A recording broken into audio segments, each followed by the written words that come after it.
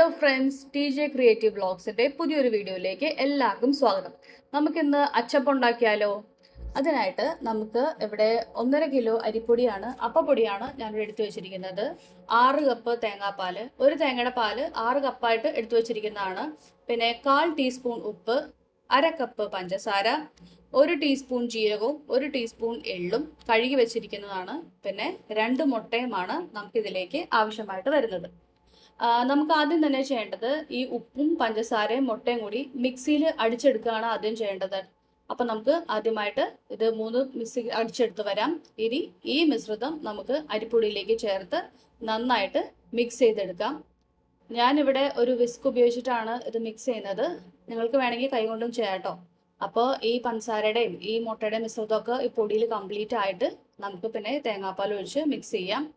തേങ്ങാപ്പാൽ ഒഴിക്കുമ്പോൾ ഒറ്റയടിക്ക് എല്ലാം കൂടി ഒഴിക്കരുത്, കുറേശ്ശെ ആയിട്ട് വേണം ഒഴിക്കാനായിട്ട്. ഞാനിവിടെ കുറച്ച് തേങ്ങാപ്പാൽ ഒഴിച്ചിട്ട് ഇത് മിക്സ് ചെയ്യാണ്. ഇത് മിക്സ് ചെയ്തതിന് ശേഷം നമുക്കൊന്ന് മിക്സിയിലിട്ടൊന്ന് അടിക്കാനുണ്ട്. അപ്പോൾ നന്നായിട്ടൊന്നും കൈകൊണ്ട് മിക്സ് ചെയ്തെടുക്കണ്ട, അതിൻ്റെ കട്ടകളൊക്കെ ഒന്ന് ഉടച്ചെടുത്താൽ മതി. കംപ്ലീറ്റ് ആയിട്ട് അത് ഒരു തിക്ക് ഫോമിൽ വരുമ്പോൾ നമുക്ക് പിന്നെ അത് മിക്സിയിലെടുത്ത് എടുക്കേണ്ടതാണ്. ഇപ്പം ഞാൻ ബാക്കിയുള്ള തേങ്ങാപ്പാൽ കൂടി ഒഴിച്ച് ഇത് നന്നായിട്ട് മിക്സ് ചെയ്തെടുക്കുന്നുണ്ട്. ഇത് കണ്ടോ, നന്നായിട്ട് മിക്സ് ചെയ്ത് കട്ടയൊക്കെ നമുക്ക് കംപ്ലീറ്റ് ആയിട്ട് കളയണം. നന്നായിട്ട് മിക്സ് ചെയ്തെടുക്കുക. വളരെ ടേസ്റ്റിയാണ് ഈ അച്ചപ്പം. കുട്ടികൾക്കൊക്കെ വളരെ ഇഷ്ടപ്പെടും വൈകുന്നേരം സ്നാക്സ് ആയിട്ട് കഴിക്കാനായിട്ടൊക്കെ. നമുക്കും ചെറുപ്പത്തിലെ ഒരു എന്താ പറയുക, ഒരു നൊസ്റ്റാളജി ആയിരുന്നല്ലോ അച്ചപ്പം. ഓക്കെ, അപ്പം മാവ് നമ്മൾ നന്നായിട്ട് അടിച്ചെടുത്ത് ഈ ബൗളിലേക്ക് ഒഴിക്കുകയാണ്. ഈ കൺസിസ്റ്റൻസിയിൽ വേണം മാവ് വരാനായിട്ട്. ദോശയുടെ ഭാഗത്തിനേലും ഇത്തിരിയും കൂടി ഒന്ന് ലൂസായിരിക്കണം. അധികം ലൂസായി പോവരുത്, അല്ലെങ്കിൽ അത് ഇറ്റിങ്ങനെ വീണുകൊണ്ടിരിക്കുക നമ്മൾ എടുക്കുമ്പോൾ. പിന്നെ ഇതിന് ശേഷം നമ്മൾ കഴുകി വെച്ചിരിക്കുന്ന ജീരകവും എള്ളും ഇതിലേക്ക് ഇട്ട് കൊടുക്കുക. പ്രത്യേകം ശ്രദ്ധിക്കേണ്ട കാര്യം, നമ്മളത് അരച്ചതിന് ശേഷം മാത്രമേ ഇട്ട് കൊടുക്കാവുള്ളൂ, അതിന് മുമ്പ് ഇട്ട് കൊടുക്കരുത്. ഞാനിപ്പോൾ ഇത് രണ്ടും മിക്സ് ചെയ്തിട്ട് മാവ് റെഡിയാക്കി വെച്ചിരിക്കുകയാണ്. ഒരു 20 മിനിറ്റ് നമുക്ക് വെയിറ്റ് ചെയ്യാം. അതിന് ശേഷം നമുക്ക് ചുട്ടെടുക്കാം. ഇനി ഇത് 20 മിനിറ്റ് കഴിഞ്ഞിട്ടുണ്ട്. ഞാനിവിടെ വലിയ പാത്രമാണ് വെച്ചിരിക്കുന്നത്. ഞാനിവിടെ 1.5 കപ്പ് പൊടിയാണല്ലോ എടുത്തിരിക്കുന്നത്. അതുകൊണ്ട് ഓരോന്ന് വരെ ചുട്ട് കഴിഞ്ഞാൽ ഒരുപാട് നേരം കൺസ്യൂം ചെയ്യും. അതുകൊണ്ട് ഞാനിവിടെ വലിയ പാത്രം എടുത്തിരിക്കുകയാണ്. അതുകൊണ്ട് ഇവിടെ 2 പാക്കറ്റ് ഓയിലാണ് ഒഴിക്കുന്നത്.